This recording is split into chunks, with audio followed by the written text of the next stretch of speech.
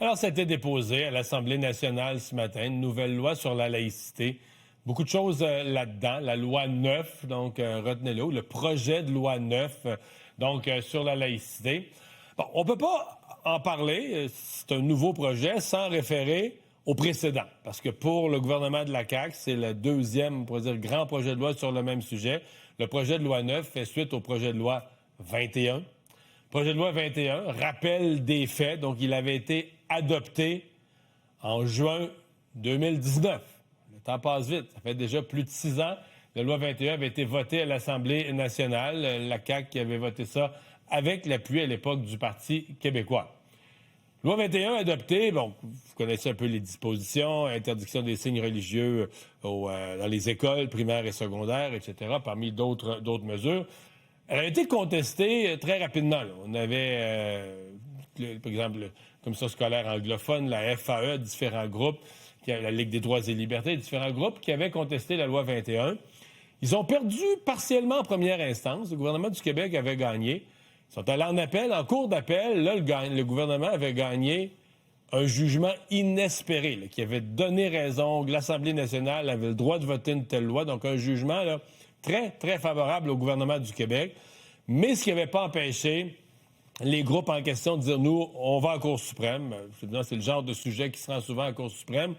Et donc, c'est au printemps 2026. Je vous dis ça aujourd'hui pour vous dire, là, le projet de loi est déposé fin novembre, il ne sera pas adopté avant Noël. Là. Il reste 2 semaines de session parlementaire, oubliez ça. Donc, ce que je suis en train de vous dire, c'est qu'on pourra avoir, ce printemps, en parallèle, la Cour suprême qui étudie et peut-être même confirme ou infirme la loi 21 sur la laïcité, pendant que le Parlement discute de la loi 9 sur la laïcité. Là. Tu pourras avoir ça en parallèle, tu pourras avoir en même temps un printemps où la Cour suprême intervient sur l'ancien projet de loi, puis l'Assemblée nationale du Québec discute du nouveau. Donc, on pourrait avoir un printemps où le thème de la laïcité prendrait une immense place, j'allais dire. Donc, je reviens donc au dépôt du projet de loi 9 ce matin à l'Assemblée nationale. Je vous passe ça en vitesse. Là. Qu'est-ce qu'il y a là-dedans? Donc, interdiction des signes religieux qui est étendue, je vous l'ai dit tout à l'heure, dans le cas des écoles primaires et secondaires, c'était déjà le cas avec la loi 21. Alors là, c'est étendu au personnel, cette interdiction des garderies pour les plus jeunes, des cégeps et des universités pour les plus vieux. Donc, on élargit le champ d'application de cette interdiction des signes religieux.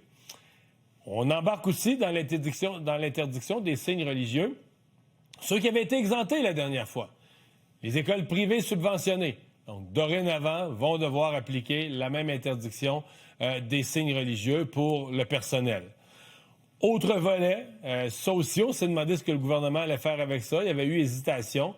Fin des subventions aux écoles privées, mais aux écoles qui seraient des vocations religieuses ou qui font de la sélection religieuse. Donc, ces écoles-là, qui tiennent à avoir une vocation religieuse, d'enseignement religieux dans le curriculum, dans les cours, ou qui sélectionnent les élèves sur une base religieuse, n'auraient plus droit aux subventions régulières là, pour les écoles du ministère de l'Éducation. Projet de loi, je vous dis, là, je passe en rafale, ça couvre vraiment beaucoup d'affaires. Fin des locaux de prière. Dans les cégeps, les universités, ça doit faire 20 ans qu'on parle de ça. Ça avait commencé, je pense, le premier endroit, c'est l'ETS à Montréal. Des groupes religieux demandaient des locaux de prière. On disait oui, on disait non. Finalement, il y a certains établissements religieux. Il y a eu une espèce de phase intermédiaire. Certains établissements d'enseignement qui disaient, on va faire un local, mais pas pour une religion. C'est un local de spiritualité, en général. Tu peux aller méditer, prier, peu importe ta religion. Sauf que ces locaux-là devenaient être utilisés par une seule religion, dans certains cas, venaient être pris en charge par une seule religion. Puis là, on séparait les hommes, les femmes, et que là, ça devenait ingérable. Alors, le gouvernement dit fin des locaux de prière dans les cégeps et les universités pour l'ensemble.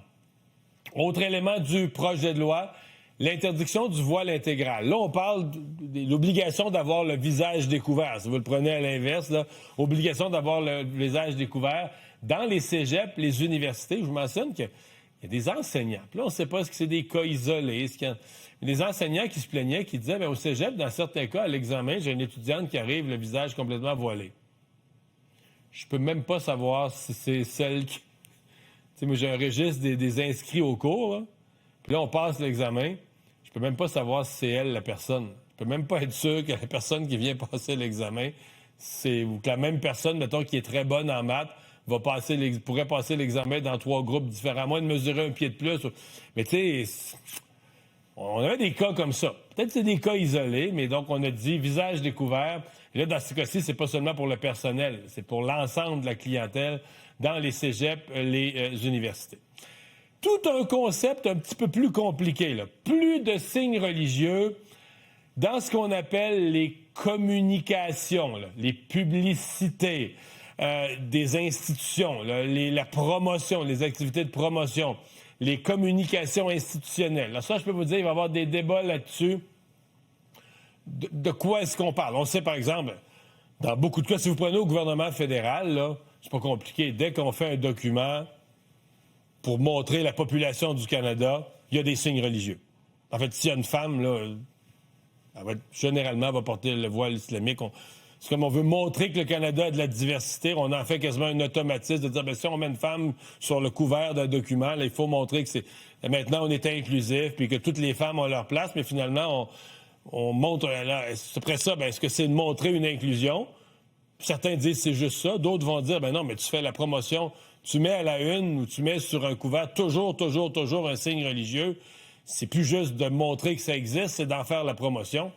On ne réglera pas ce débat-là aujourd'hui, mais au gouvernement du Québec, on dit c'est non. Dans tout ce qui est publicité, promotion, communication institutionnelle, il n'y aura plus de signes religieux, incluant, ce que j'en comprends, dans le vêtement porté par les personnes qui y apparaissent.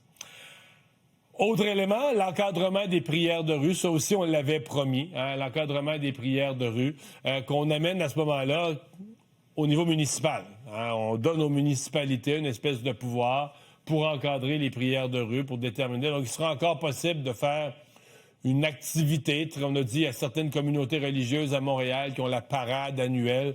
On dit qu'il sera encore possible de le demander à la Ville, d'avoir une permission spéciale. Mais ce qu'on a vu ces derniers temps, s'arrêter, par exemple, devant la basilique Notre-Dame, tout à coup, on bloque la rue puis on prie. Ça va devenir dorénavant interdit. Écoutez, c'est un résumé. Il y a des dispositions même sur l'alimentation. On dit en milieu institutionnel, on ne pourra pas avoir une alimentation qui est nourriture, là, qui a un cadre religieux ou qui est faite en fonction d'un critère religieux. Des débats énormes à venir. Probablement, on est presque certain que si l'Assemblée nationale vote en fonction de ça, en faveur de ça, qu'il y aura encore des contestations devant les tribunaux. Ça va être intéressant aussi de voir comment chacun des partis à l'Assemblée nationale va se positionner par rapport au projet de loi.